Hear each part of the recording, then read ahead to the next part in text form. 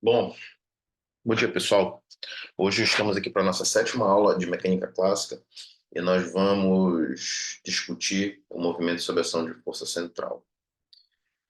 É algo um pouquinho mais amplo do que força gravitacional, tá? Do que interação gravitacional, mas nós vamos focar essencialmente nesse tipo de interação. Tá certo, gente? Vamos lá.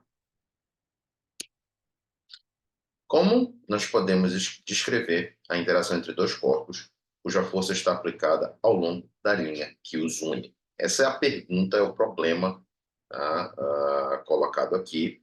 Esse problema ele tem, digamos assim, ampla aplicação na física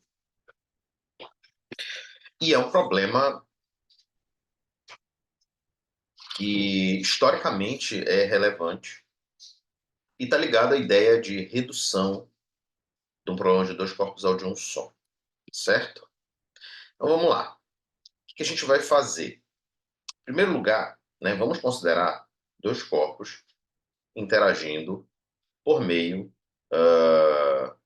de uma força que dependa unicamente da distância entre esses objetos. Ainda, a força que se associa a essa interação, ela está dirigida ao longo da linha que une os dois, certo? Para isso, nós podemos construir uma lagrangiana, tá certo? E podemos fazer uma mudança de variável. Então, aqui, ó, nossa lagrangiana envolve a energia cinética do objeto 1, do objeto 2 e a energia potencial, tá? Associada à interação entre os dois, que depende da distância entre eles, meramente. Então, o que nós vamos fazer aqui? Nós vamos fazer uma mudança de variável, tá? Que nos vai permitir sair da descrição de um problema de dois corpos e construir um corpo equivalente, tá certo? A esses dois corpos. O problema continua nesse novo sistema de variáveis a ser descrito como um problema de dois corpos. Só que nós podemos entendê-lo como se fosse equivalente a um. E a gente já está acostumado a fazer isso na física. Quando a gente calcula a resistência equivalente, os resistores não sumiram e ficou um no lugar deles. A gente está tratando o problema como de maneira equivalente. Tá bom, gente? Quando você calcula a resistência equivalente, quando você calcula a capacitância equivalente, os capacitores e os resistores não sumiram, o circuito ainda está lá. Você só facilita a sua visualização do problema num novo, vamos dizer assim, sistema de coordenadas. Nesse caso, não são coordenadas, né? São resistências e capacitâncias. Tá certo? Então, vamos lá. O que a gente vai fazer? As posições das partículas R1 e R2 podem ser trocadas pela posição do centro de massa e pela distância entre elas. E isso, né, será feito da seguinte maneira. Ó, a gente vai escolher convenientemente a origem do centro de massa como a origem do nosso sistema de coordenadas. Então, isso implica que a translação do sistema não vai interferir na distância relativa entre as órbitas desses objetos, tá certo? Então, se a gente colocar lá no, né, o centro de massa, a origem do centro de massa, da posição do centro de massa. Na origem do nosso sistema de coordenadas, isso não vai interferir, tá, na RU2 menos R1, que são a posição relativa de uma com respeito à outra, certo? Então, o que acontece? A gente diz que R é igual a zero por causa disso, porque a gente está colocando a origem do nosso sistema de coordenadas sobre o centro de massa, tá certo? Então, R igual a zero. E Rzinho é a distância relativa entre as partículas. Na verdade, isso aqui seria R2 menos R1, não R1 menos R2, tá bom, gente? Então, o que acontece aqui? Com essas duas equações, eu consigo tirar, né, essas outras duas aqui, ó, em que R2 é escrito como função de R, a distância relativa entre elas, e R1 também, tá certo? Posso derivar, como aqui nós temos menos M1 sobre M1 mais M2 como uma constante, quando você for tomar a derivada temporal de R2 para calcular a velocidade da partícula 2, você vai obter isso aqui, ó, não é esse 2 aqui não, tá? Isso aqui não tem. É R ponto, certo? Vamos fazer essa continha aí? Vamos lá.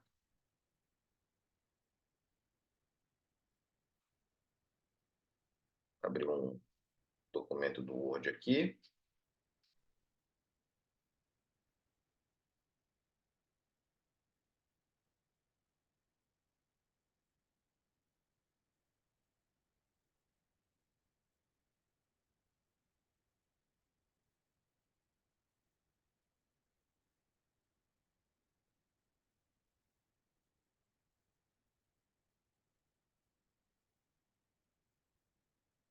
Vamos lá.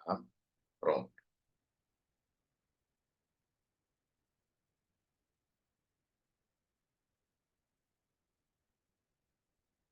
Vamos lá.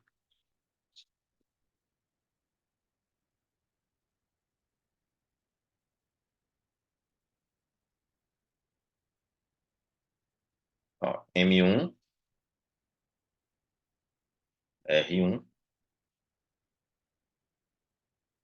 Aí, ó, você copia aqui.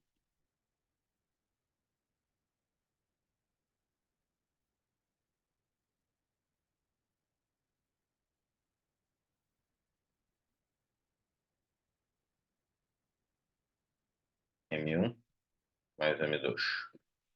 Beleza? Então aqui, gente, ó, o que acontece? Se você disser que isso aqui é zero, tá? Você obtém que R1, como nós admitimos, né, é igual a menos M2R2, deixa eu copiar logo aqui, dividido por M1. Certo, gente? Tudo para M1. Então, ó, beleza, né? E se usarmos o fato de que a distância relativa entre as, ou melhor, distância não, posição relativa entre as partículas é dada por R2 opa, menos R1, certo? É, nós vamos ter aqui, então, né, substituindo a primeira na segunda equação, segunda, aqui. Menos menos, né, dá mais. Ó, isso aqui. De maneira que você vê facilmente, tá, que isso aqui vai ficar M1 mais M2, caramba, dividido por M2, R2,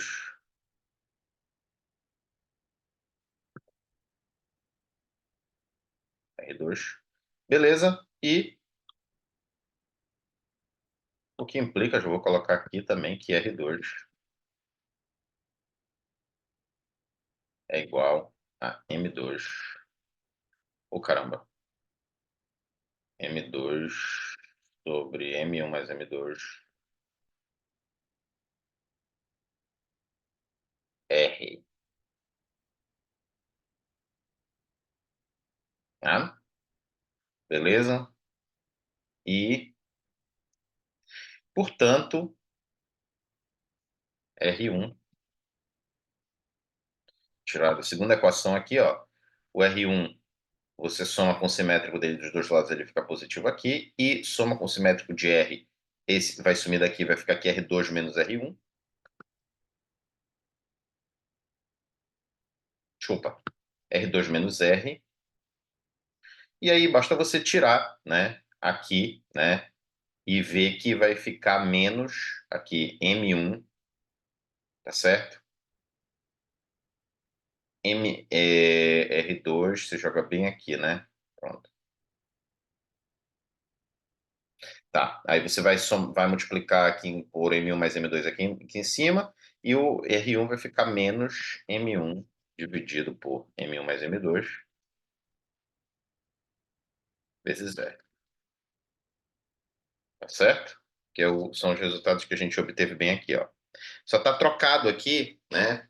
Porque eu coloquei R1 menos R2. Então, naturalmente, né, vai aparecer o sinal trocado. Mas isso não vai fazer diferença, tá certo, gente? Porque essas posições são arbitrárias. Essas partículas, se você trocar as posições delas, dá no mesmo, tá certo?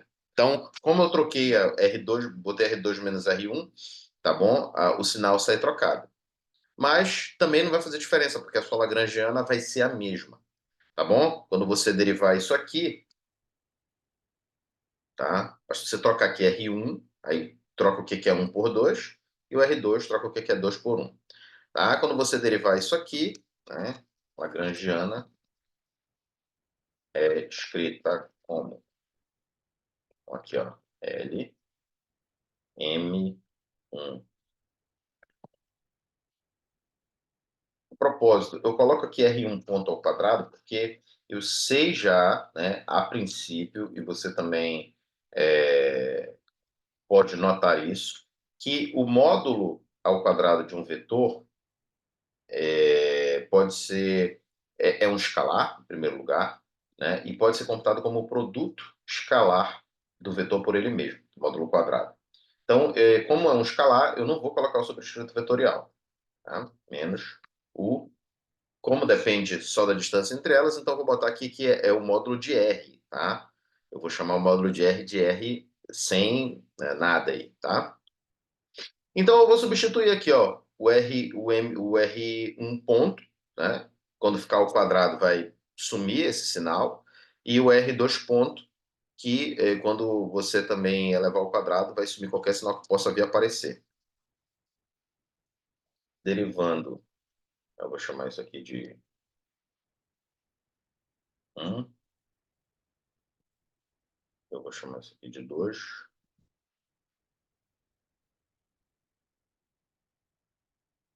1 e 2 com respeito ao tempo, inserindo em 3. Quem é 3, professor? Esse aqui, cara. Esse aqui. Então vamos ter aqui, ó.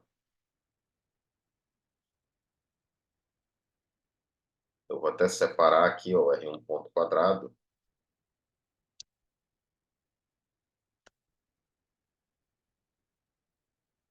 Vai ser isso aqui vezes R. Bom?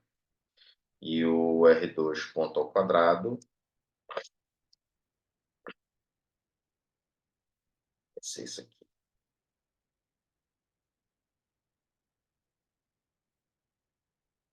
Bom, gente, assim, ó. Uma coisa que a gente precisa ser na vida, né, é malandro, mas malandro positivamente. É um malandro com um caráter social aí, né?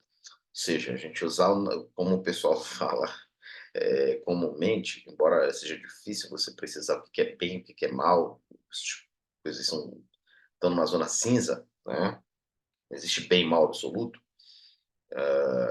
Por exemplo, né, aqui entrando nessa discussão sobre moral, você dá um soco em alguém, é positivo ou negativo? Depende, né? Depende. Se a pessoa tiver, né, oferecendo algum risco à sua segurança, é aceitável que você reaja com um soco, né? Agora, se você está falando de uma senhorinha que está atravessando a rua e você deliberadamente vai na direção dessa senhora e sem razão nenhuma dá um soco nela, isso aí não é legal, né? Então, é dessas coisas que eu estou falando. Então, quando eu falo usar a malandragem para bem, vamos usar aqui a nossa esperteza para fazer alguma coisa que preste, tá? Nesse caso, tá? Usar a esperteza significa saber quando colocar em evidência, tá certo, gente? Ninguém aqui é mais esperto que ninguém, né? Mas a gente tem uma experiência, né, que nos permite já ver as coisas de antemão. Então, colocando M1, colocando o denominador em evidência,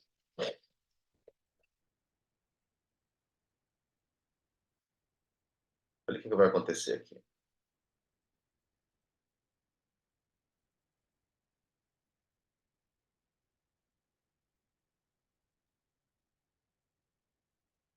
vou botar 1/2 M1 mais M2 ao quadrado. O que vai sobrar aqui em cima, gente? M1, M2. Aí eu vou colocar assim, M2R, tá? Ao quadrado. Só para você ver aí. Mais M2, M1, M1, R quadrado. Vai ser milhardas. R quadrado. Bom, isso aqui é o que sobrou. Menos energia potencial. Gente, se você for ver, tem M1, M2 aqui que pode ser colocado em evidência de novo. Então,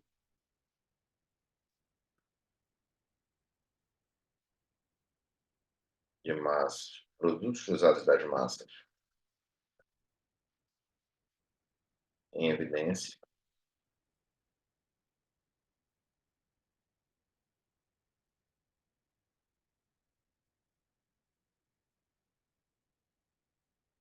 Eu não vou transformar isso aqui numa equação nova.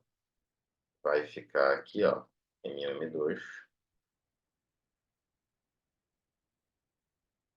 Na verdade, aqui, olha, faltou colocar a derivada, né? O sinal de derivada aqui. Mas tudo bem.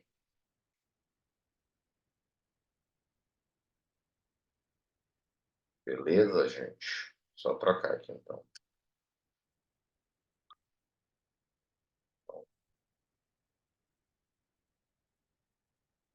A propósito, como tem a derivada também, né? Eu vou colocar aqui para jogo. Então vai sobrar um M2 no primeiro termo e um M1 no segundo termo, que é M1 mais M2 pela comutatividade da soma. E aí o que acontece? Você chegou na sua lagrangiana do problema reduzido aqui. Mas, portanto, você consegue ver aqui, né, que temos agora aqui M1. Cara, você está aparecendo esse A aqui, tá? Veja, nós vamos chamar esse, né, a massa de massa reduzida,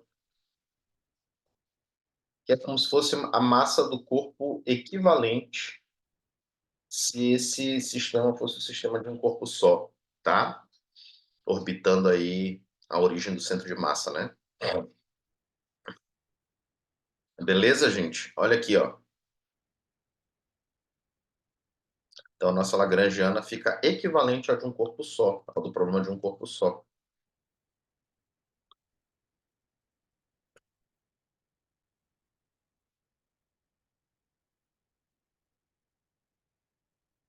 Tá? Então, tudo está agora escrito nas coordenadas das distâncias relativas entre os objetos. Tá bem? Como você pode verificar que é a mesma lagrangiana. O que é a massa reduzida? Tá? A redução do problema de dois corpos leva a uma massa equivalente à de um corpo com massa μ.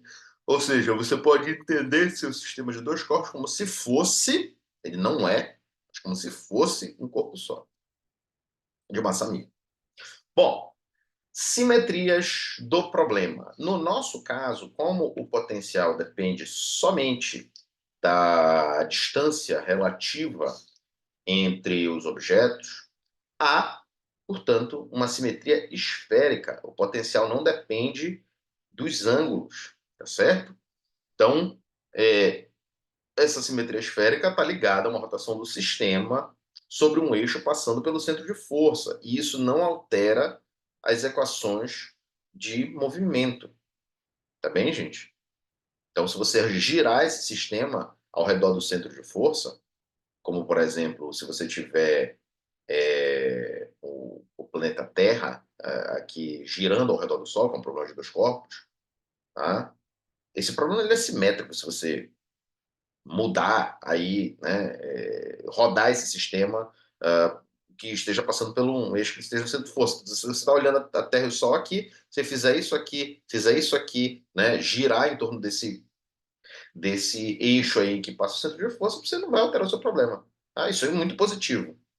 Naturalmente, como a gente viu na aula passada sobre formulação hamiltoniana, quando a gente tem uma assimetria frente à rotação, naturalmente isso leva à conservação do momento angular. Então, a princípio, qualquer problema de dois corpos com um potencial central, ele tem um momento angular conservado. E a força, os problemas de força gravitacional não são diferentes disso. Tá certo? Isso implica que a gente tem um problema bidimensional e, portanto, uma rotação no plano, tá bom? Isso aqui, tá, gente, é obtido pela transformação das coordenadas cartesianas em coordenadas esféricas. Eu vou fazer uma ressalva aqui com vocês. Como a gente já usou R, tá?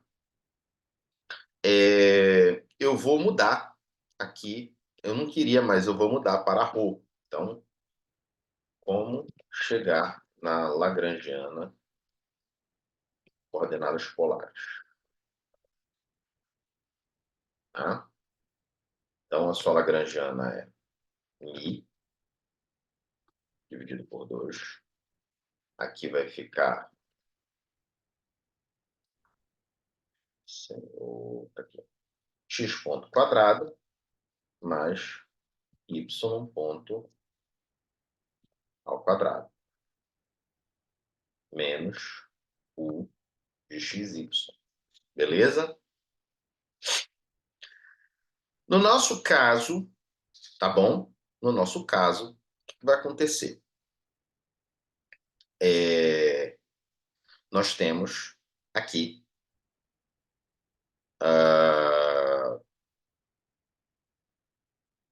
um potencial, quer dizer, uma transformação de coordenadas, que vai levar a uma transformação desse potencial. X igual a ρ cosseno θ,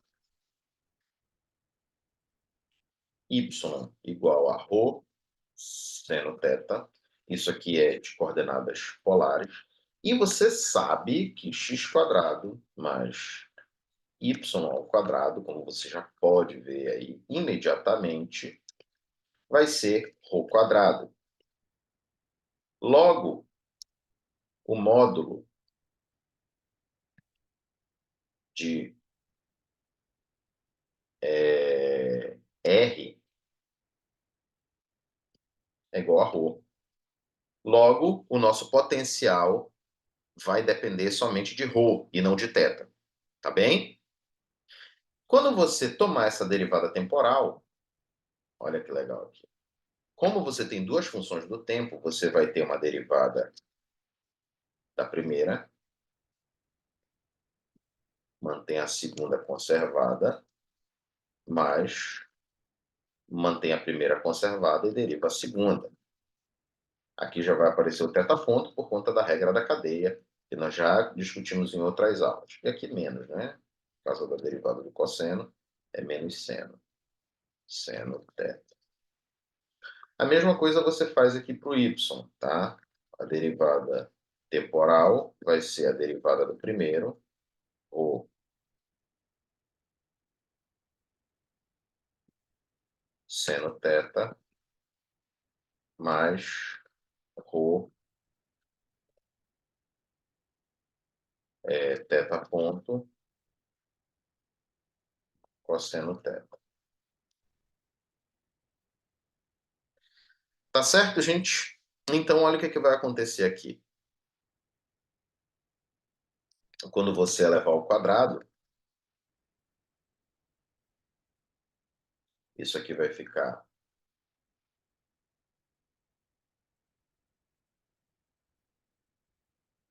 eu vou dar um enter aqui, porque isso aqui vai ficar, ó, ρ quadrado, cosseno ao quadrado de θ, aí, rapaz, mais ρ quadrado,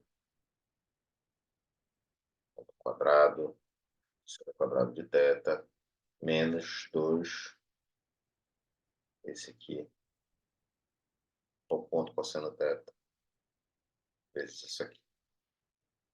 Bem, gente, A mesma coisa vou fazer com y quadrado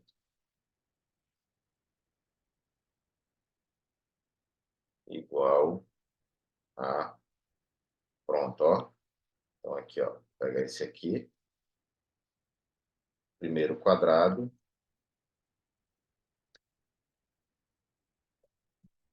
Segundo ao quadrado.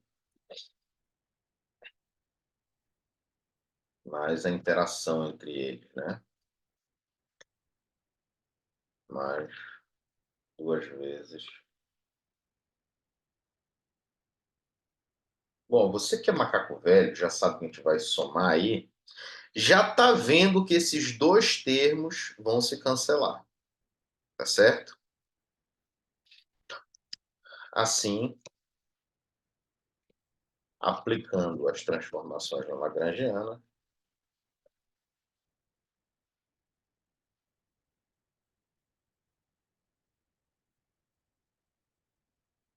Lagrangianada, Lagrangianada, meu Deus do céu. Tá? Isso aqui vai ficar, ó, isso,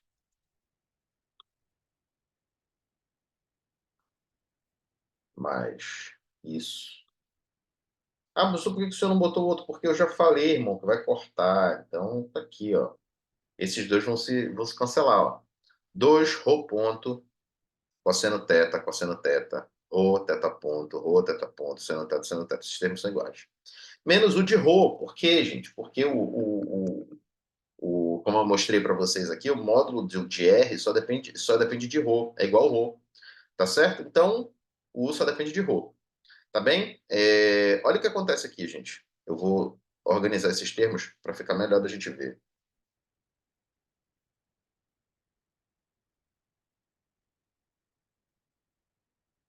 Beleza?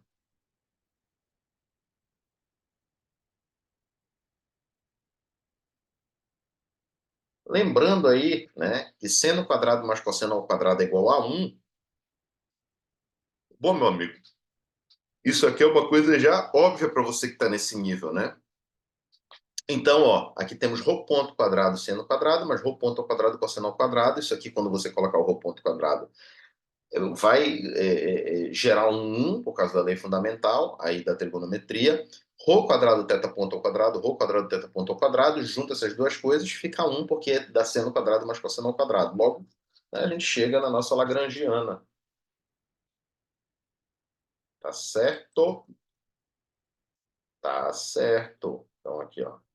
Tchau. E aqui, tchau. Beleza? Aqui, ó, gente, que é a lagrangiana. Aqui, claro, né? Como eu fiz a imperícia de colocar o R aqui, de não me lembrar que eu já estava usando o R para representar o módulo do vetor posição, então eu acabei fazendo essa bobagem, né? De não usar uma outra nomenclatura no slide. Mas o R aqui, nesse caso, agora o significado dele é de raio ou distância radial, tá? Da origem do seu sistema de coordenadas até o ponto em questão. E θ é o ângulo formado entre esse raio vetor aí e o semi-eixo positivo de x. Tá certo, gente? Então, aqui nós temos a velocidade em coordenadas polares, né? Você poderia já trocar direto aqui, né, usando essa premissa, mas eu deduzi para você lá. E, né, você tem um momento canonicamente conjugado a θ. Como é que calcula isso, gente? Pela derivada da Lagrangiana com respeito a θ. Ponto, né? Então, ó, del L, del θ ponto, ó, isso aqui some. O θ ponto cai um 2 nele, ele morre com esse 2, então vai ficar mi r quadrado θ ponto, tá? Essa premissa aqui é muito importante porque o momento angular é conservado. Por que que o momento angular é conservado? Você pode ver isso de duas maneiras. Você poderia montar a Hamiltoniana e ver que R θ, desculpa, é uma coordenada cíclica, mas daqui você já consegue ver, porque o del L, del θ, que é a força generalizada, é zero, tá? Com respeito à força generalizada no que tange à coordenada θ, ela é nula, ou seja, o torque é nulo, porque é que a gente está fazendo uma derivada com respeito a uma coordenada angular, então a força generalizada vai ser o torque. Tá certo? Então, del L del θ é zero. Pela equação de Euler-Lagrange, você consegue ver claramente que DDT do momento generalizado associado à coordenada θ, ou conjugado, canonicamente conjugado à coordenada θ, que é esse valor, ele vai ser zero, né? Então, o DDT dele vai ser zero, a derivada temporal de uma coisa que é zero é constante ao longo do tempo. Então, essa variável é constante e ela nos vai ser muito útil. Nós vamos chamar isso aqui de L, tá bom, gente? Lzinho, que é o momento angular.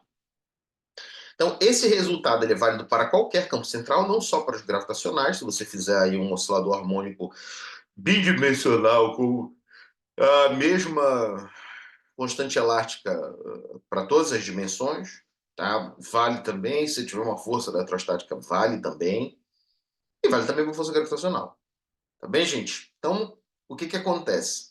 Nesse caso, nós podemos escrever a energia mecânica do sistema de uma forma um pouquinho diferente, né? Você pega aqui o momento conjugado, escreve aqui L, θ ponto é L sobre mr quadrado, joga o θ ponto aqui, tá? Só que aqui no caso não é m, é mi, tá bom? Isso aqui é mi, tá? Não é m, é mi. Aí você vai ver que a sua lagrangiana fica meio de mi r ponto ao quadrado, mais esse valor aqui, ó, L quadrado sobre mi r quadrado, mais 1 de R, tá certo? Então, pela equação aí da energia mecânica, nós podemos ver que a energia é escrita dessa maneira. E o que a gente ganha com isso? Tá, gente? O que a gente ganha é que a gente vai poder escrever a interação em termos de potenciais efetivos, que é algo que a gente já vai discutir com vocês. Então, aqui, gente, o que acontece? Ó, essa aqui é uma figura que eu coloquei erroneamente, tá bom? Aqui nós temos a trajetória de uma partícula que esteja com o momento angular conservado. Aqui temos o denotado momento angular. Nós temos a posição dessa partícula em relação ao eixo de rotação que nós fixamos aqui para ser o nosso sistema de coordenadas. E o momento angular P, tá certo? Dessa partícula. O produto vetorial entre eles resulta no momento angular. Nesse caso, nosso momento angular é constante. Bom? Velocidade como função da energia. Bom, gente, aqui basta você isolar quem é o seu R ponto, que você encontra que R ponto ao quadrado, tá?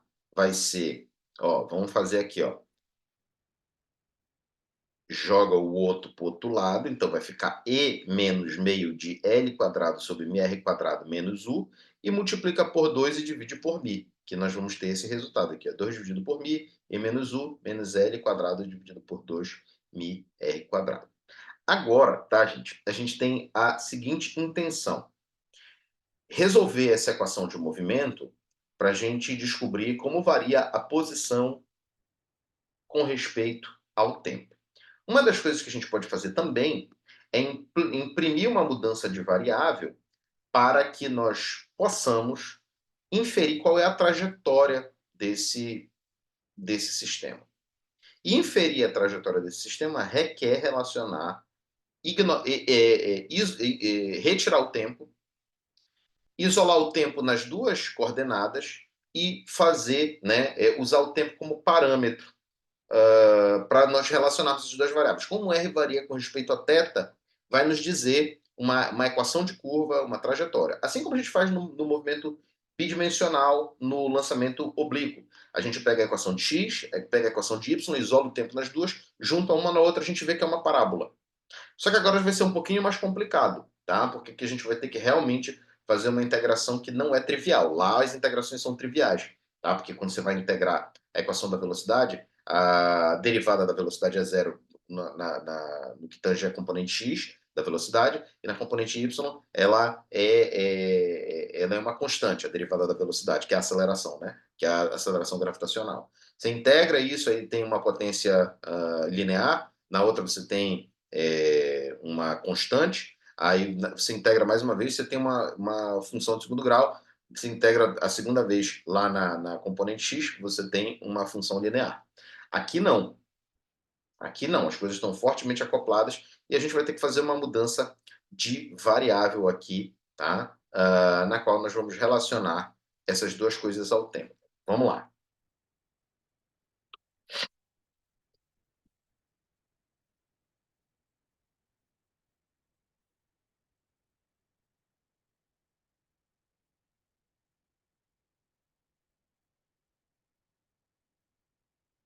Então, ó, a gente tem essa equação aqui, ó.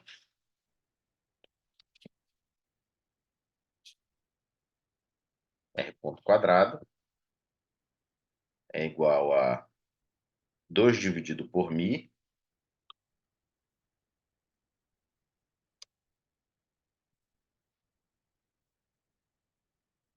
e menos U menos aqui, ó, L quadrado sobre 2μr quadrado.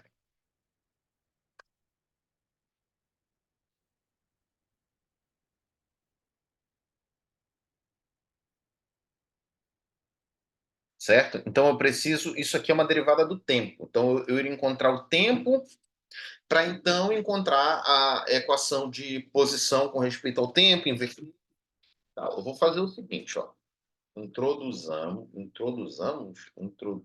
Introduziremos, né, agora realmente esqueci a conjugação do verbo introduzir, para vocês verem como é que está a mente do palhaço. Introduziremos a mudança de variável. Aqui, ó. De θ de ρ. Isso aqui é ρ, né? Verdade. Tá? Para a gente não confundir as duas variáveis, né? Tá certo? De θ de ρ. Então, nós vamos usar aqui o tempo como parâmetro. Isso aqui, gente, significa o quê? Ó? Dθ dt dividido por dt dρ.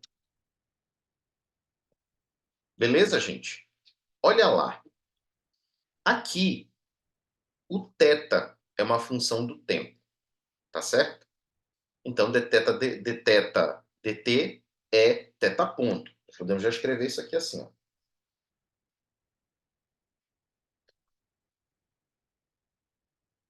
Tá bom? E aqui nós vamos ficar com dt dρ.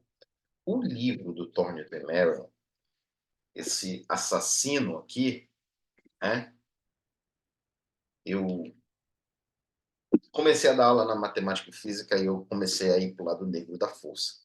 Então hoje eu estou meio Darth Vader e tal.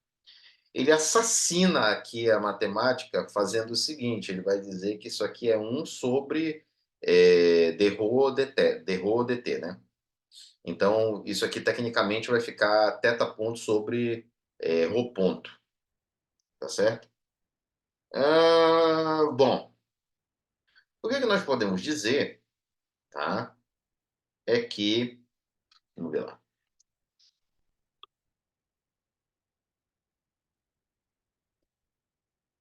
ó,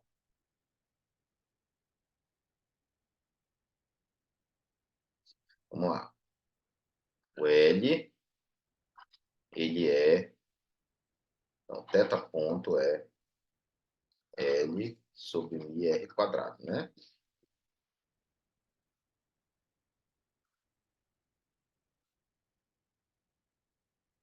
É, aí, tá, beleza.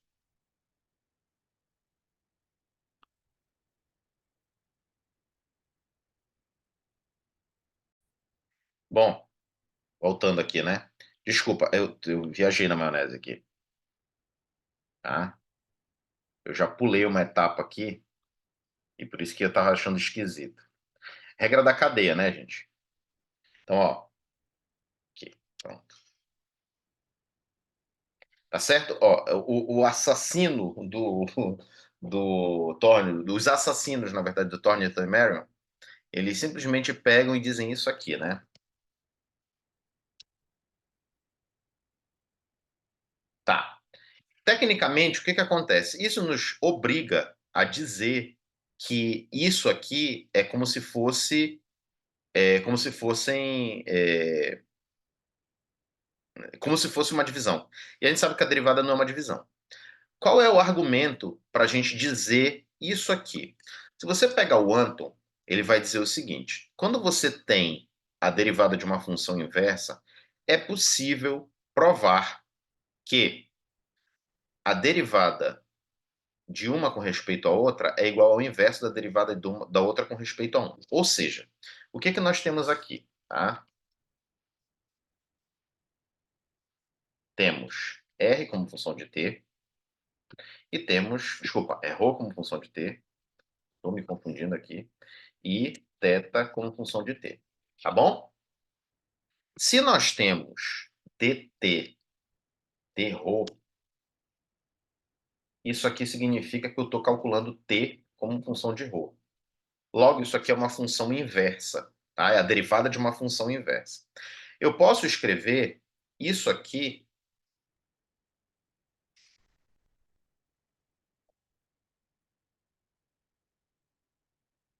dt dρ. Podem olhar lá na derivada da função inversa no Anton, que ele vai fazer essa explicação aí para você, tá? Mas como aqui isso não é uma aula de matemática, tá? Eu estou só mostrando aqui a referência para você que te permite fazer isso, tá? Mas aqui rola um assassinato aí da matemática. Então isso aqui é 1 dividido por o ponto. Oh, caramba.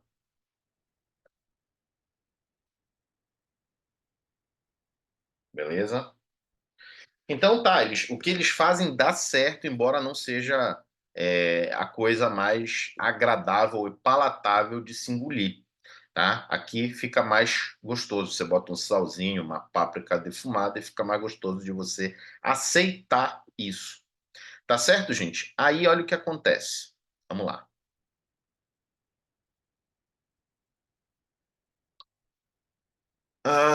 Vamos ficar aqui, ó. Pronto. Agora, o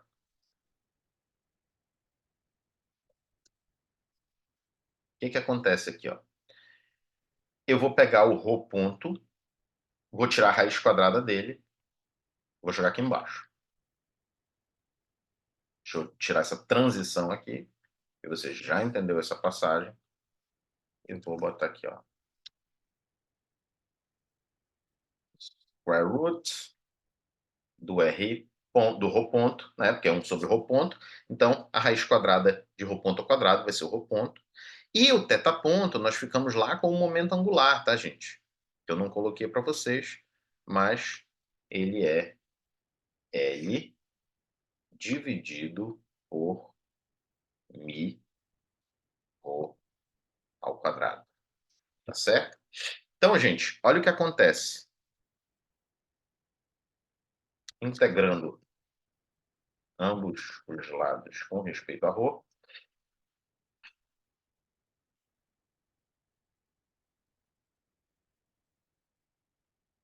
fica aqui ó, com θ.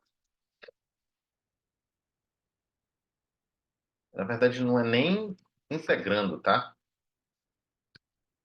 Vamos usar a linguagem mais apropriada aí. Primitivando, porque aqui, ó,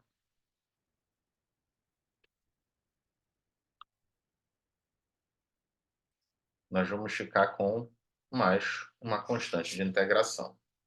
Tá bem, gente?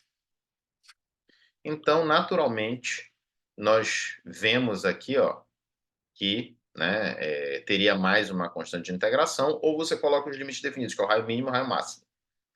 Tá certo?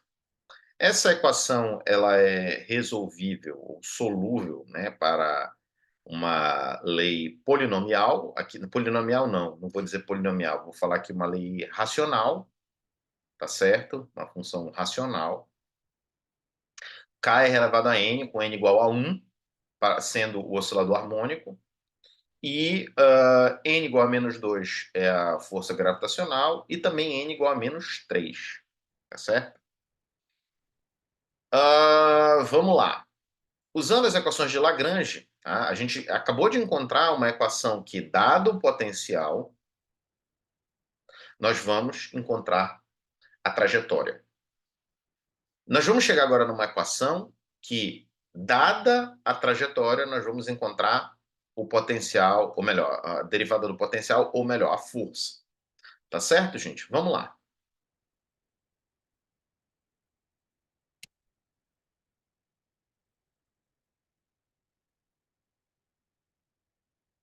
Aqui, ó. Problema da trajetória. Vou chamar aqui problema da força.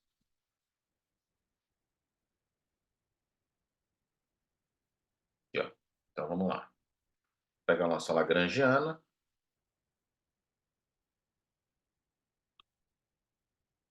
Beleza. Aplicamos a equação de Euler-Lagrange.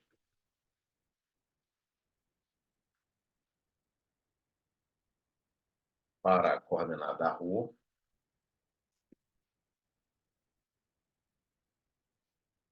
Tá?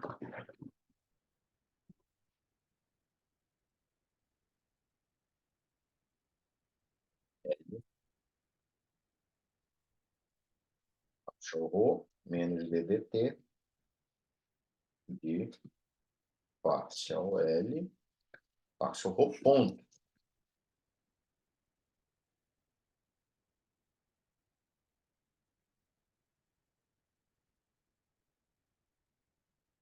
Igual a zero.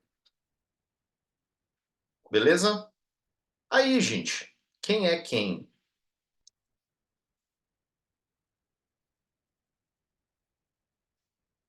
Del L del rho vai ser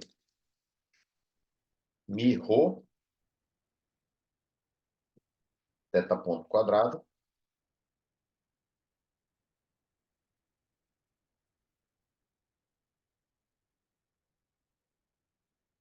menos derivada parcial de L, de U, desculpa,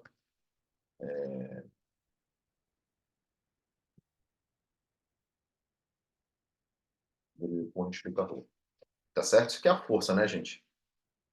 E ddt de del L del rho ponto,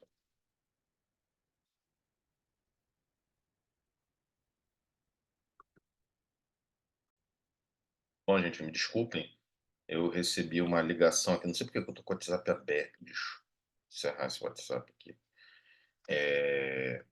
Uma ligação inesperada, uma pessoa que está prestando um serviço para mim. Deixa eu ver aqui. Tá, vamos lá. Parcial L.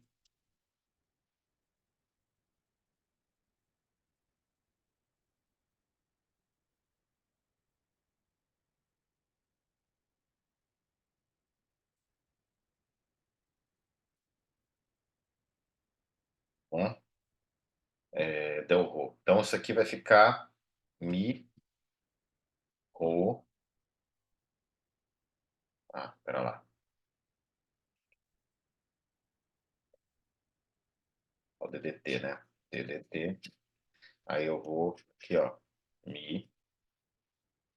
Rho ponto, né? Ah, mi. Ótimo. Rho ponto. E do rho ponto vai cair o rho ponto ao quadrado, né? Rho ponto ao quadrado vai cair o 2, vai morrer com esse 2 aqui. Então vai ficar mi rho ponto. Então isso aqui vai ficar mi rho 2 pontos. Certo?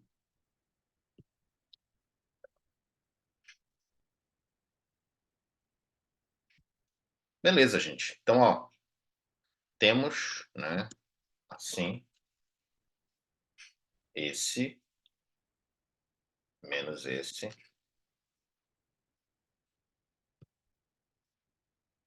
menos esse igual a zero, né? Pela equação de Euler-Lagrange. E aí, rearrumando, nós vamos ficar com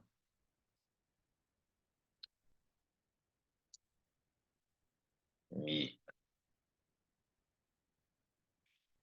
e rho 2 pontos menos rho θ ponto quadrado.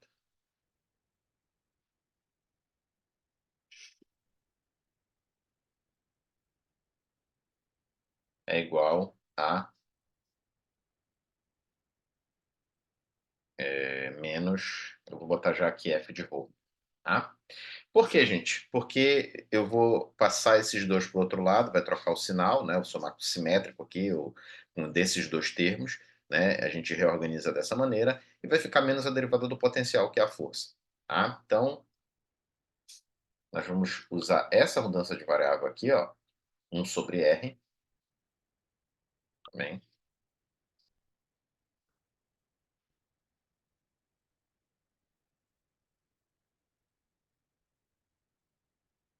1/r, derivada de u é igual a menos, 1/r², desculpa, sobre ρ, né, confundo aqui, você tem que trocar esse slide aqui, ρ²,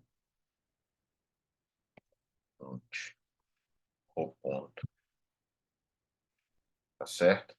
E, para calcular esse segundo aqui, ó, eu vou, me apoiar no momento angular quadrado, né.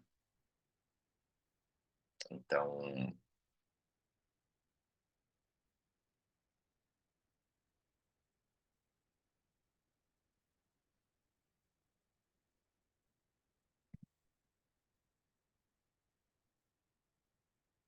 bom, realmente vamos ver aqui. Ah, é porque eu dei o deteta, desculpa, fiz o ponto, né. Então aqui, ó, vamos lá, du deteta. Então isso aqui vai ser menos 1/ρ ao quadrado, dρ deteta,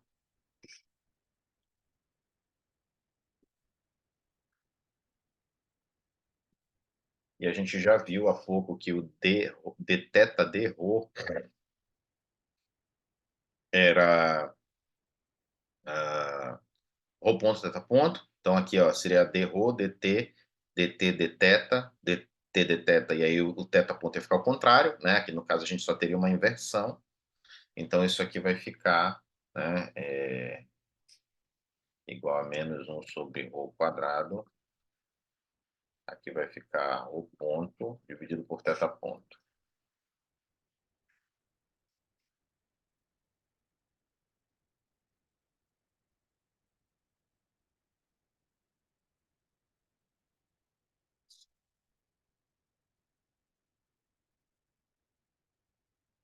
Aí, né, você pensa: "Nossa, essa derivada vai ser super complexa, né, porque a segunda derivada, né, porque tem várias coordenadas aí", mas não é. D2u, dθ2 vai ser a derivada de θ d dθ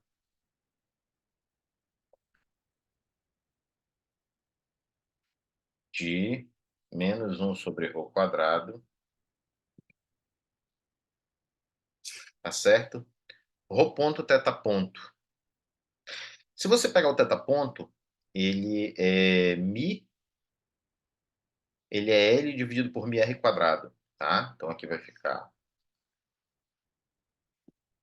o ponto dividido por L dividido por μ ρ². Na verdade fica até mais fácil, ó. Então, ó, ρ² por ρ², né, temos então D2u dθ2 igual a d dθ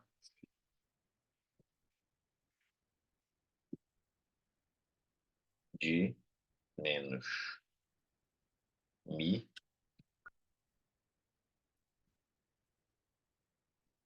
dividido por L rho ponto,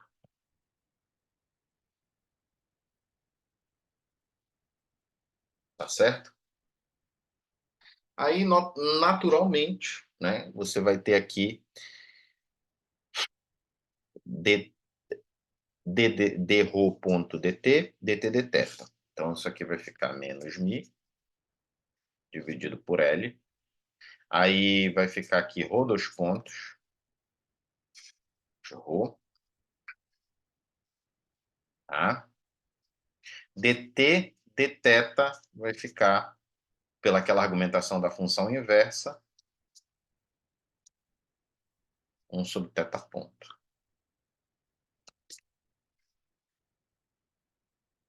Beleza? Aí, claro, você vai trocar mais uma vez o θ ponto. Ó. Então, aqui vai ficar menos μ dividido por L. Aí, aqui vai ficar rho dois pontos. E aqui vai ficar L dividido por μ R quadrado. Cara, que enrolação. Precisa se preocupar em querer matar o cara que inventou isso, porque ele já morreu. Mi quadrado dividido por L quadrado. Aí vai ficar R quadrado. Dot. Opa, não é R, é rho, né? Novamente.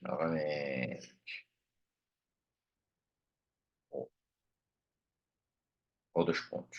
Beleza? Então tá, né, gente? O que que acontece aqui, ó? Se você for ver, né?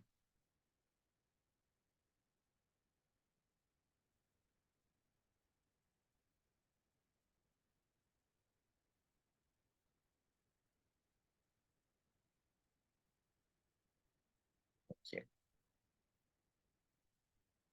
vou fazer aqui o deu dθ.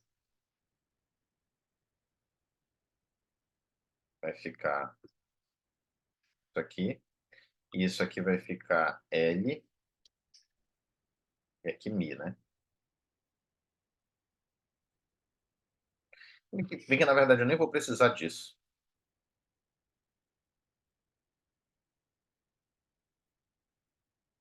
É mais como passagem esse aqui, né? Então, olha o que acontece, gente. O U, ele vai aparecer naturalmente aqui quando a gente trocar o L, o θ ponto. Vamos lá. A gente já sabe o resultado e a gente já joga lá na frente, é um passo no ponto futuro, olha. Então, ó, aqui vai ficar rho dois pontos, vai ficar du dθ dois pontos, L quadrado dividido por mi quadrado.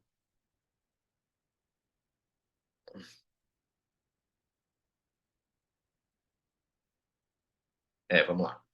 Então, quem que eu vou botar aqui, ó?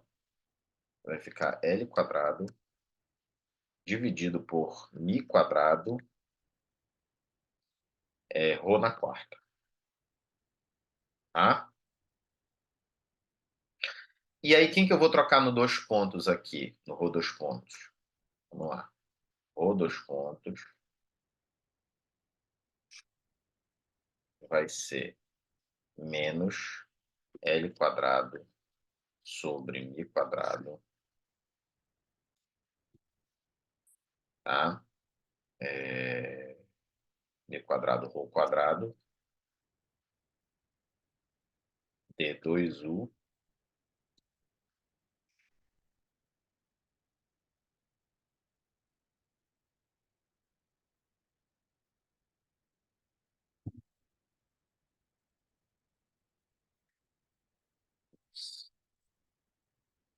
para lá, dθ2,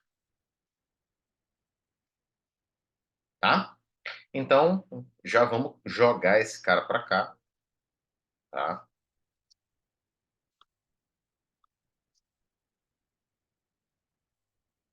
Esse sinal de menos.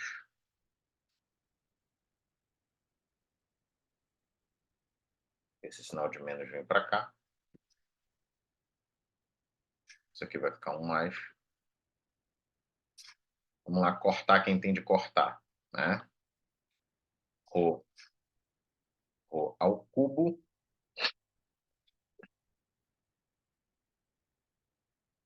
Certo? Vamos colocar aqui L quadrado dividido por mi. Agora vamos colocar aqui em evidência, ó, mi. Aí vai cortar esse mi aqui, né? Então vai ficar L quadrado dividido por mi ao quadrado. E aí vamos ficar o que aqui, ó? Esse aqui. Não era para ficar esses pontos aqui.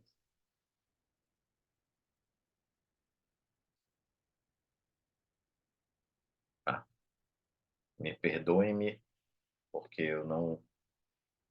Me perdoem-me porque eu pequei. Errei, fui moleque. Aqui, ó. Simplesmente esqueci de retirar o ponto. É o BIOS, como fala o Joels. Bicho ignorante operando o sistema. Tá certo, gente? Então, ó, tiramos esses caras daqui. Tiramos esse aqui, ó.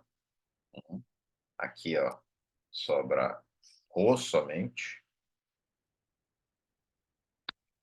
tá? E, por último, lembrando que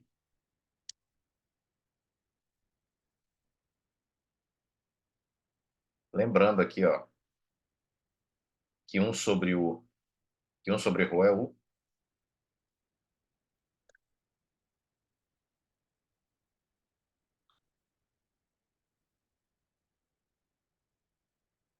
Nós temos a nossa equação diferencial finalmente. Então, o que que acontece, gente? Vão dar para você uma equação de trajetória do tipo 1 sobre rho como função de θ. Você aplica aqui, tá? Isso, e você descobre qual é a força que produziu essa trajetória, tá certo? Naturalmente, quando você aplicar a sua equação de trajetória, encontrar a equação da trajetória, que vai ser uma cônica, você consegue, de uma maneira bem fácil, encontrar que a força que produz a curva de cônica é uma força do inverso do quadrado da distância, uma força gravitacional. Tá certo, gente? Então, chegamos aqui na equação que a gente tinha. Ei, parem vocês. Tá? Desculpa a interrupção aí por conta de uma treta canina. Então, o que que acontece, gente, aqui?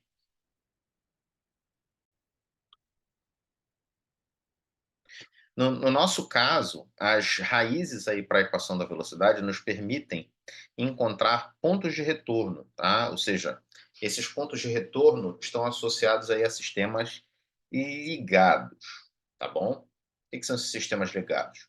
Sistemas ligados são sistemas que têm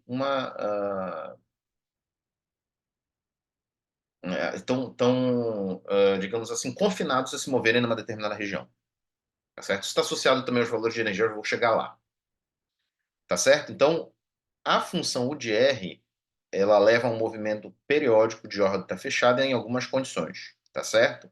Então, nessa situação, o movimento ele vai se repetir após um número finito de excursões entre os pontos de retorno. Por exemplo, o movimento da Terra ao redor do Sol, tá? Esse movimento é um movimento de órbita fechada, um movimento elíptico, tá? Um movimento de uma órbita elíptica. A Terra segue entre o seu afélio e o periélio um número finito de vezes, de excursões, tá? E esse movimento vai se repetir. Então, se a órbita é aberta, isso não acontece, por exemplo. Tá? Ela não se fecha após um número finito de oscilações. Então, nesse caso, para a órbita fechada, o delta θ ele é um múltiplo racional, tá? É um múltiplo racional de 2π, tá certo? Com A e B pertencentes aqui aos números inteiros.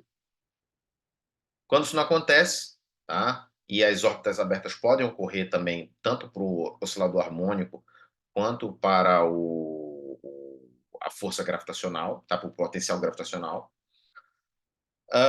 Elas podem ocorrer, elas não são múltiplos inteiros, ou desculpa, múltiplos racionais. Tá? O delta θ não é um múltiplo racional de 2π. Aqui a gente tem um exemplo de uma órbita aberta. Ó. O objeto está espiralando aqui até que ele não consegue encontrar o ponto inicial. A gente viu na equação de energia que tinha um termo ali interessante, né? É um termo que tem um termo de dimensão de energia, tá? que estava vinculado ao momento angular. Esse termo era o L² dividido por 2μr². Essa força, tá? Desculpa, essa energia ela se associa a uma equação de força que seria uma força que depende do inverso do cubo da distância. A gente vincula isso a uma força centrífuga efetiva, mas não é uma força de fato, porque essa força não tem. Isso é um termo inercial, na verdade. Ela não tem os requisitos necessários para ser uma força. Ela tem dimensão de força, mas ela não tem, por exemplo, uma reação. Ela está associada aí a fatores inerciais que estão vinculados ao momento angular de um determinado objeto. Então a gente chama de força centrífuga, tá? Para melhor compreender o potencial efetivo, né, que essa partícula sofre e para a gente conseguir prever o movimento dela ou qualitativamente, tá certo? Então, olha o que acontece. Tem essa influência desse termo de energia aqui, que ele segue esse tipo de gráfico, e no caso de um campo gravitacional, nós temos aqui a energia potencial gravitacional menos K sobre R, e a gente vai fazer, digamos assim, a interpolação dessas curvas para que a gente tenha essa curva de potencial efetivo para a gente ver tecnicamente quais seriam as influências das forças sobre o sistema, mas só tem uma força aí, né, no caso a força gravitacional. Mas a gente consegue entender bem, tá, a variação da energia cinética nesse sistema a partir desse potencial efetivo. Então, um potencial efetivo, tá? E aqui tem uma energia potencial centrífuga, a gente coloca isso bem entre aspas, porque a gente não está falando de uma força que produza isso, tá? Mas esse termo aqui ele interfere na dinâmica do sistema e a gente pode compreender isso qualitativamente. Então, o potencial suposto aí para nós é um potencial gravitacional, que é o que eu falei para vocês, a gente ia se focar mais nesse potencial hoje, e ele vai ficar aí desse formato, ó, menos kr² e U é menos K sobre R. Basta você derivar um para encontrar o outro. Lembrando que isso aqui não é mais um curso de Física 1. Então, no curso de Física 1, você aprendeu que a força é menos a derivada da energia potencial, ou mais precisamente, menos o gradiente da energia potencial. Tá? Nesse caso, o potencial efetivo assume esse formato aqui, que já foi apresentado no gráfico anterior. Isso permite com que a gente olhe os chamados postos de potenciais e analise qualitativamente esse movimento. Então, eu tenho três valores aqui, tá? O valor de E1, tá? O valor E2 e o valor E3. Nessas três condições, tá bom? Olha o que acontece aqui. Valor E3, que é o mais fundo aqui, né? Nós temos o mínimo de energia potencial efetiva, nós temos uma partícula aí ligada, tá? Com R igual a R3, ou seja, o raio é constante, e R ponto igual a zero, o movimento é circular. Para valores menores do que isso, o movimento ele fica não físico porque a energia cinética começa a ficar negativa. Tá certo, gente? Isso aqui seria o R dois pontos, na verdade, tá bom?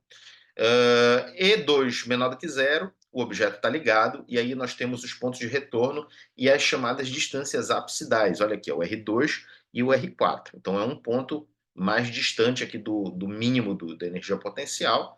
Tá? Então aqui a gente tem esses pontos absidais no caso da Terra ao redor do Sol, são os afélio e o periélio. No caso da Lua, o apogeu e o perigeu. Né? E tem uns nomes aqui. Depois eu mostro para vocês. Tá? Tem nomes específicos para essas distâncias absidais, que são esses pontos de retorno. Então, por exemplo, a Terra passa pelo afélio, aí ela continua o movimento dela, passa pelo periélio, tá? Continua o movimento dela, que são, né, esses pontos em que ela vai retornar aí para o poço de potencial. E E1 é um termo que é de energia mecânica está compatível com uma partícula livre, tá? Ele vai em direção ao centro do potencial a partir do infinito até alcançar o ponto de retorno e ser refletido, ó, que é esse caso aqui, ó, E1. Então ele tem energia suficiente, energia cinética suficiente para chegar nesse ponto de retorno e depois ele volta e vai lá para o mais infinito, porque ele tem energia suficiente para superar a barreira de potencial. Então, na verdade, isso aqui é muito interessante porque, classicamente, você não tem uma superação, aí, um ultrapassamento. Você tem regiões classicamente proibidas, você não tem o ultrapassamento dessa barreira de potencial, o que pode acontecer em mecânica quântica, por exemplo. Certo, gente? Bom, Aí nós chegamos ao problema, né, da lei das órbitas. A gente chama isso de problema de Kepler, mas não foi bem esse problema que o Kepler resolveu, embora tenha sido Kepler que propôs a lei das órbitas, principalmente após o estudo do problema de Marte. Isso foi importantíssimo para uma mudança na ciência, por causa que os cientistas admitiam, por exemplo, ainda, né, o círculo como figura fundamental. Isso, de certa maneira, desacralizava a ideia do círculo, que era tomada como perfeita e, por isso, associada a divindades pelos físicos aí, os cinco filósofos naturais, ainda no Renascimento. Tá bom, gente? Então, isso serve para mostrar que as leis da natureza não necessariamente estão associadas a divindades, como se acreditava, por exemplo, a física aristotélica. Então, essa lei das órbitas, que elas seguem elipses, claro, a gente vai ver que tem uma coisa até mais geral do que isso. Elas não seguem só elipses, elas podem seguir círculos também, mas podem seguir parábolas e hipérboles. Tá bom, gente? Então, isso é muito interessante. Na verdade, do ponto de vista histórico, isso teve implicações filosóficas profundas para a ciência. Tá bom? A gente chama de problema de Kepler, mas novamente estou explicando que não foi Kepler que resolveu esse problema. Esse problema está mais próximo de Newton ter resolvido. Tá? E naturalmente isso aqui já é uma transposição desse problema. Tá? Seria até interessante a gente ver. Eu tenho o princípio aqui, mas eu nunca fui atrás de ver a notação que o Newton utiliza, tá bom? Mas isso aqui certamente é uma transposição, tá, desse conhecimento, né? Até porque a transposição didática ela é impossível de ser evitada, tá bom? Você pode até adotar o máximo de vigilância epistemológica possível, mas você não consegue reproduzir aquele conhecimento. Só o fato de você já ter um saber a ensinar, isso já envolve naturalmente uma transposição. Tá certo, gente? Então, trajetórias de partículas sob a influência de uma força central cuja magnitude é inversamente proporcional a r quadrado, elas vão estar aqui sob a ação desse potencial e a nossa equação se torna, né, resolvível, porque a gente tem agora um potencial introduzido aqui. Dá para resolver essa equação. A gente vai fazer a seguinte mudança de variável: 1 sobre ρ, tá? Porque eu coloquei r, mas é ρ. 1 sobre ρ vai ser u, e a gente vai, né, resolver essa equação bem aqui. Vamos lá. 2000, tá, deixa eu só decorar isso aqui de cabeça. Então,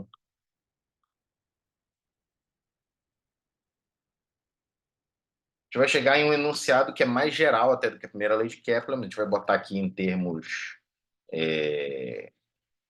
amplos, né? Digamos assim.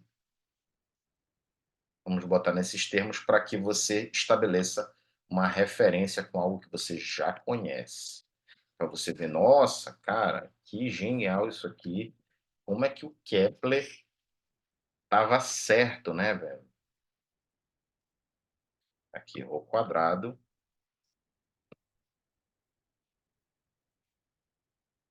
Aqui vai ficar, opa, 2.000,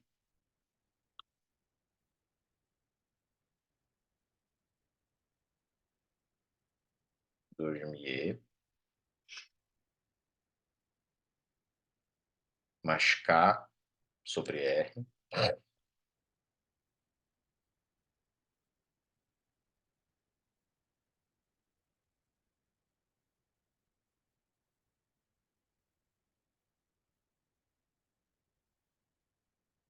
Não, K sobre rho. Por alguma razão ele desacionou o itálico agora. E menos L quadrado sobre 2.000R quadrado. L quadrado sobre 2 o quadrado. Naturalmente, isso aqui é elevado a meio, né? Vamos lá, meio. Beleza, gente? Bom, você deve estar vendo essa integral e deve estar assustado ou assustada aí, né? Bom, gente, não é difícil. Vamos aqui fazer a mudança de variável necessária. A gente vai dizer que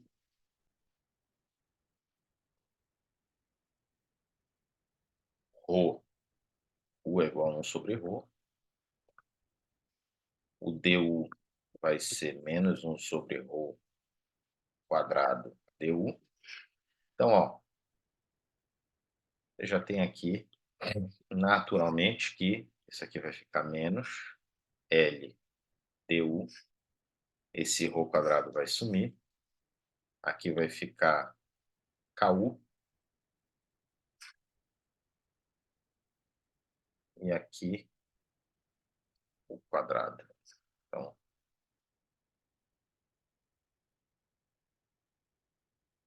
aí tem uns penduricalhos aqui que a gente faz para sumir com esses terminhos aí, né? Ó, a gente vai chamar alfa de L quadrado, vai chamar beta de 2.000K e gama de 2.000 epsilon, 2.000E, né? Então 2.000E vai ser gama, aqui 2.000K vai ser beta e mi vai cortar com mi, L ao quadrado vai ser alfa, para a gente ficar com uma equação de segundo grau, né? Então vamos lá.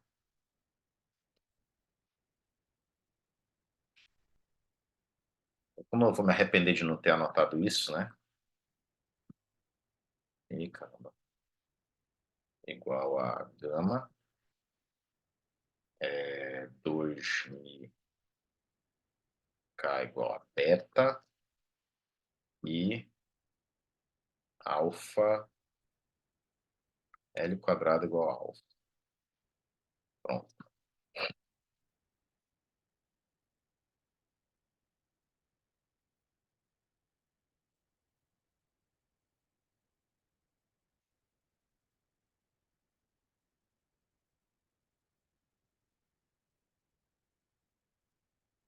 Então vai ficar gama mais beta U menos alfa U quadrado. Gente, o que a gente pode fazer? Isso aqui é uma equação de segundo grau, né? Nós podemos escrever as equações de segundo grau, tá? Como função das raízes.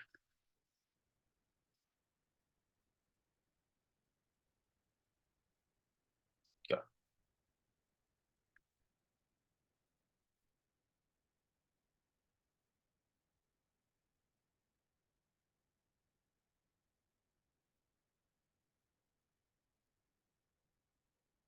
Tá bom? Assim, ó, na verdade, eu já vou até colocar esse raiz de menos alfa aqui,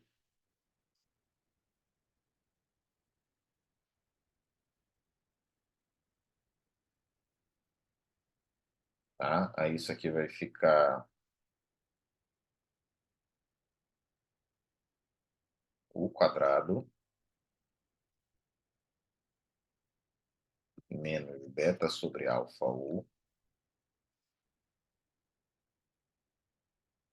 mais gama sobre alfa. Na verdade, menos gama sobre alfa, né? Beleza?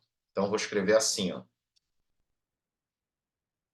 Aí, menos, menos e menos. Tá bom? Então, boto menos alfa em evidência, tiro para fora da raiz e vou resolver isso aqui. Então, minha equação vai ficar assim, ó.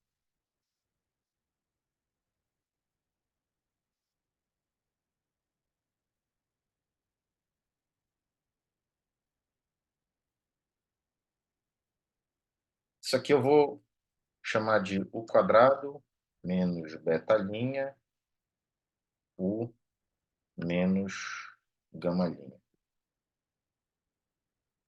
igual a zero, tá bom? Logo, sua equação aqui, U, vai ser beta linha, tá? Mais ou menos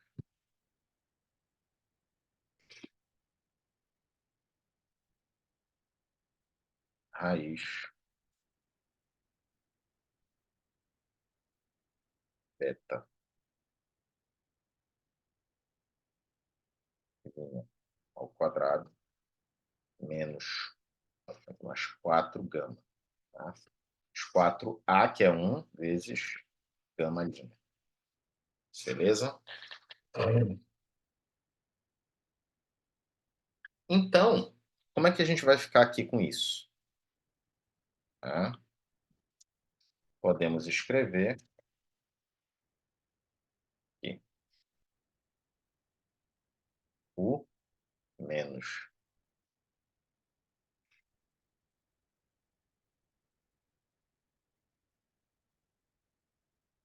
U menos aqui beta linha menos isso aqui,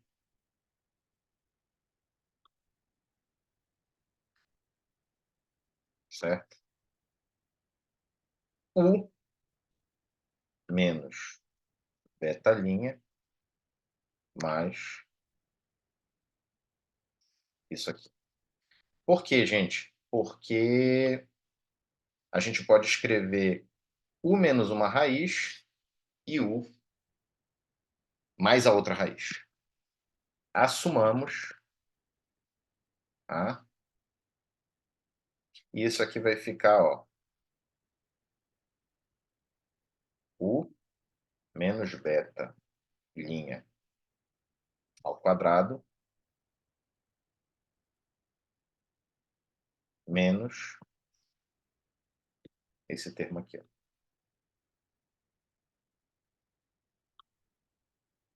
tá bom? Então, olha o que acontece. Assumamos U1 e U2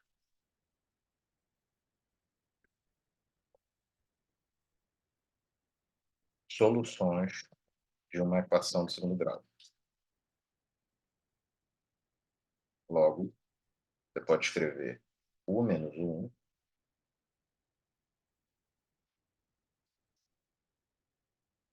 vezes U menos U2. Não interessa, é a solução.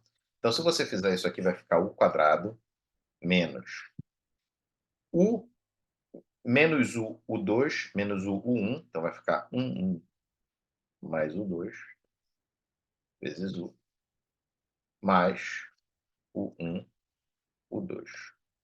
Você já sabe, tá, gente? Tá? Que isso aqui vai ser igual a zero, porque nós temos aqui que uma equação de segundo grau ela pode ser escrita como o quadrado menos a soma mais o produto. Tá? Então, isso aqui é de fato solução. Tá bem, gente? Aí, o que, que a gente faz? Já que isso aqui pode ser escrito dessa maneira,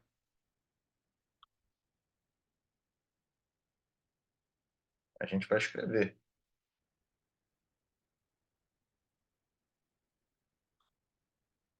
Beleza? Assim. Bacana? Aí, olha o que acontece, gente. Eu vou chamar U menos beta, beta linha, né? Igual a capa. E esse termo aqui eu vou chamar de Qui ao quadrado.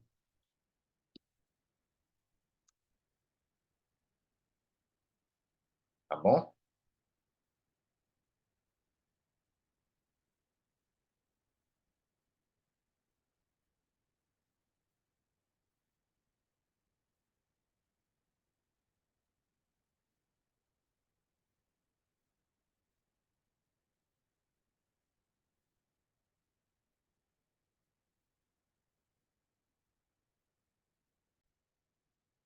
Gente, eu esqueci duas constantes aqui, ó.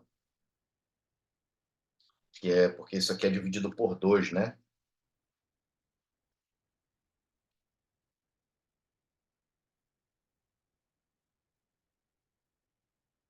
Tá bom? Então eu vou chamar isso aqui de beta duas linhas, tá? E isso aqui está faltando dividir por 2, né? Na verdade, aqui você pode chamar beta duas linhas ao quadrado e aqui botar gama, né? Porque você joga o 2 aqui para dentro, né? Então, beta linha é o... Beta duas linhas é o beta linha dividido por 2.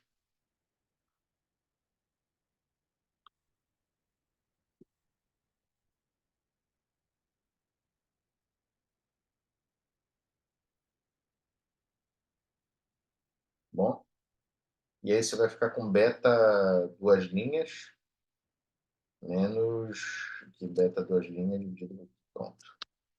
Tá? Mais gama, 4 gama linha. Beleza?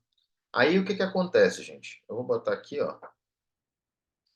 Beta duas linhas. Beta duas linhas mais gama. Beleza? Já dividi tudo por 2. Aí eu vou aproveitar esse sinal aqui, tá? E vou inverter essas duas coisas. Você vai entender por quê.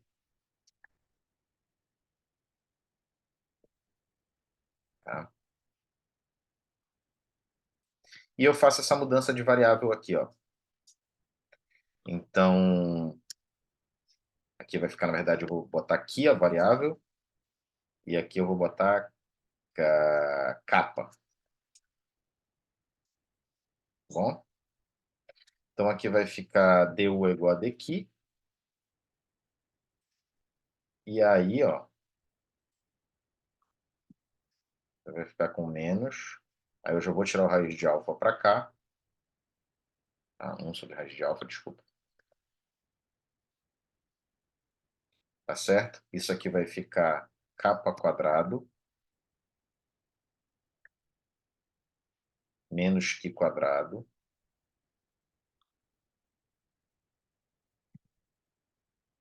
Aqui, esse L já deveria ter saído. Tá? Eu não me lembro. Alfa L quadrado. Na verdade, isso aqui é unidimensional, né? O L é o próprio alfa, raiz de alfa. Então, a gente já vai cortar aqui. Tá bom? Aí, olha o que acontece aqui. Isso aqui vai ficar daqui.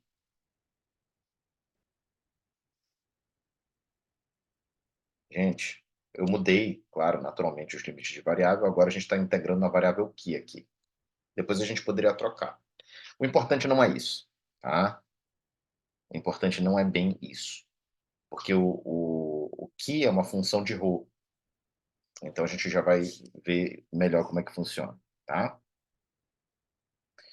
Vamos lá. Então, nós fazemos mais uma mudança. Na verdade, isso aqui, gente, isso aqui é a derivada do arco seno, tá? Então, isso aqui é d que de arco seno. Deixa eu botar aqui colchete, né? Arco seno de capa que. Se não dizer que eu estou de migué, eu vou lá na internet e vou botar aqui, ó, derivada do arco seno.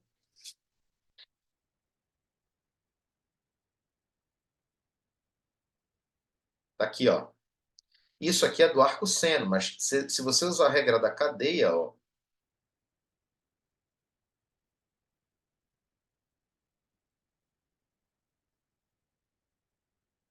aqui, ó,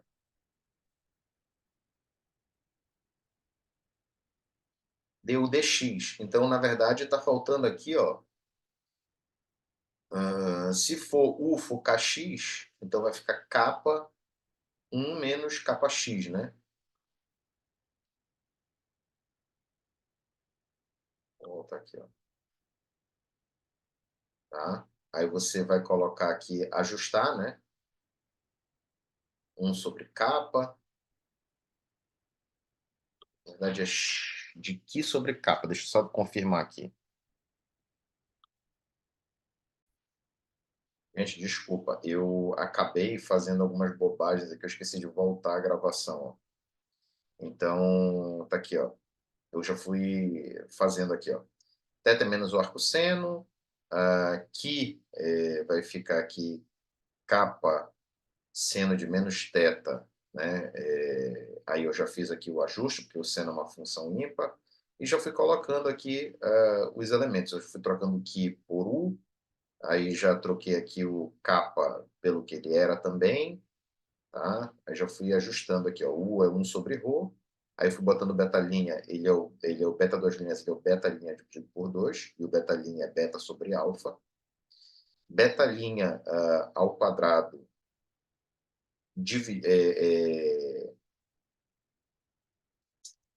é o beta linha dividido por 2 ao quadrado, né? O beta linha por 2 é isso aqui, então é esse valor. Eu vou colocar aqui esse termo aqui em evidência, né? Agora já está ajustado aqui, mi, k, alfa,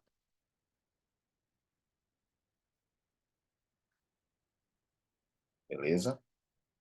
Isso aqui vai ficar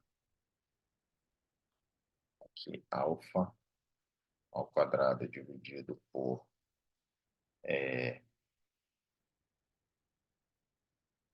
mi, k, aqui, bom, um mais. E dá para mexer em alguma coisa aqui, né? Colocar o mi k em evidência, tá?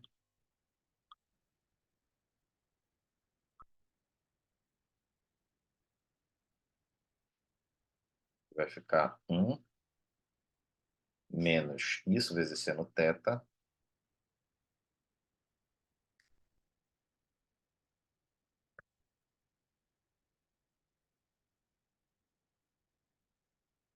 tá bom? E aí eu vou mostrar para vocês a equação, a forma polar das cônicas.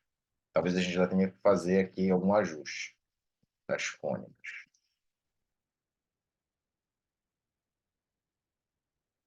Ó, 1 sobre R vai ser 1 menos epsilon cosseno θ dividido por KE, tá? Enfim, vamos lá, né? Eu vou copiar isso aqui para você ver. Então, como eu falei, ainda tem que fazer alguns ajustes, tá bom? Então, essa aqui, ó, é a forma polar. Isso é o mesmo que dividir 1 sobre R, né? Então, ó, vai aparecer o seno lá embaixo, só que o seno ele sempre pode ser escrito como cosseno mais uma defasagem, né? O K epsilon está bem aqui, e 1 menos epsilon. Então, nós temos aqui já a fórmula da cônica, tá? O que falta é colocar só o cosseno. Então, você bota aqui o cosseno de um ângulo θ menos π sobre 2, né?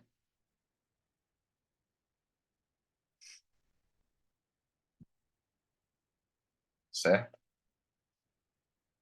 Então, você chega na equação de uma cônica. Se você quiser, né, escrever dessa maneira, já está escrito aqui, só que invertido, né? Aqui, 1 dividido por R, aí vai ficar isso aqui embaixo dividido por K epsilon, tá bom?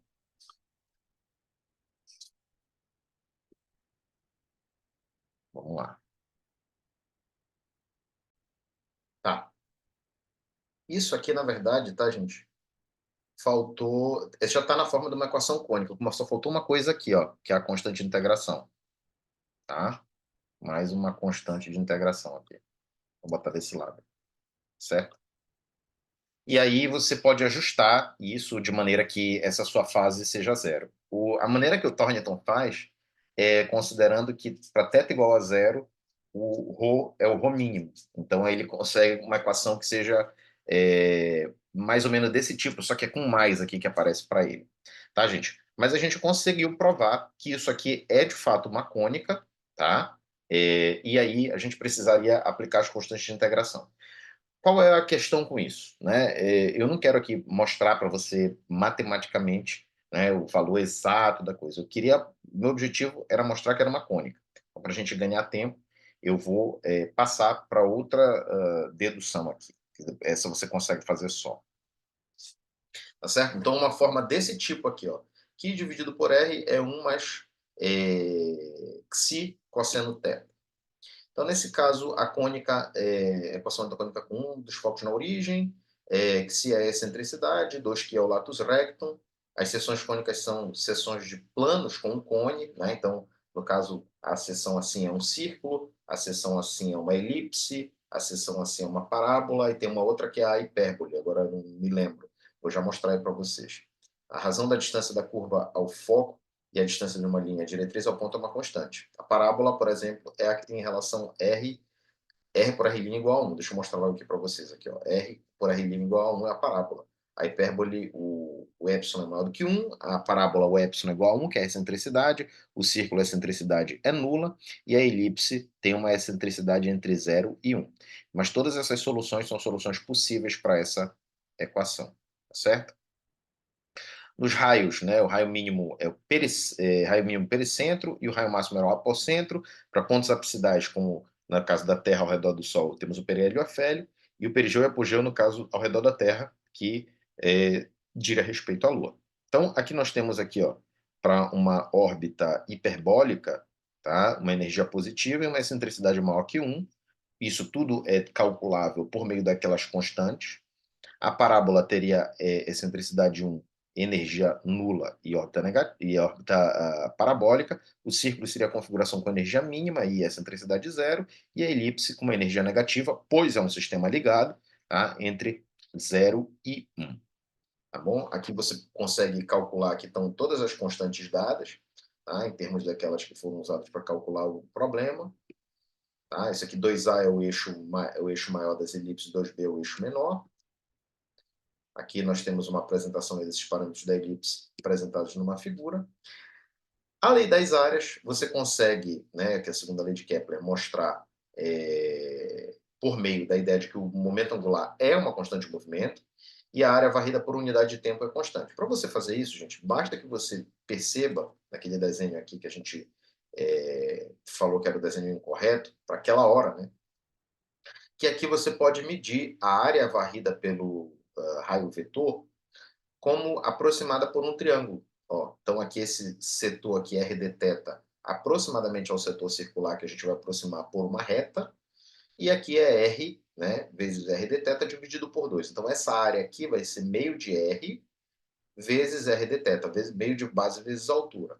Quando você pega isso aqui, você vai ter, e divide por um diferencial de tempo, tá, por um infinitesimal de tempo, você vai ter meio de ρ quadrado θ ponto. E quem é o θ ponto? Ele é, né, a gente vê rapidamente, né, vou voltar para cá, você vai ver que o θ ponto, ele é o L dividido por μ vezes ρ ao quadrado. Então, o que acontece aqui, gente? Tá? Aqui, ó, esse quadrado não existe, tá? Então, isso aqui vai ficar hélice dividido por 2.000. O que significa isso, gente? Que essa área varrida aqui pelo raio vetor, a taxa de variação dela é constante. Então, a gente pode falar com isso que esse enunciado da conservação do momento angular é o que é a justificativa física para a validade da segunda lei de Kepler, que é a lei das áreas. Então, o raio vetor, tá, que liga o Sol a um dos planetas, varre áreas iguais em tempos iguais, é equivalente a isso, tá certo? E a terceira lei, né, você pode mostrar isso muito facilmente para o caso circular, né, vai te dar a lei dos períodos se você igualar a força gravitacional à força centrífuga. Gente, por fim é isso, né? Temos aqui um slide que não é dessa aula, mas eu posso retornar aqui para vocês e dizer, né, o que nós abordamos. Fizemos a redução do problema de dois corpos ao de um só, apresentamos os teoremas de conservação, tá certo? Principalmente o do momento angular e da energia. Calculamos as equações de movimento da órbita, provando que ela é uma cônica a partir do potencial, e o contrário, né? Nós mostramos uma equação geral que pode, a partir da equação da trajetória, dizer para você a força em um campo central. Discutimos as órbitas em um campo central, tá? Órbitas abertas, órbitas fechadas, que tipo de órbitas pode seguir. Falamos sobre o potencial efetivo e a força centrífuga e mostramos aí, de certa maneira, por que esse problema da redução de dois corpos por de um é equivalente, né? Na verdade, até um pouco mais geral do que as três leis de Kepler. Tá certo, gente? Um forte abraço. Tudo de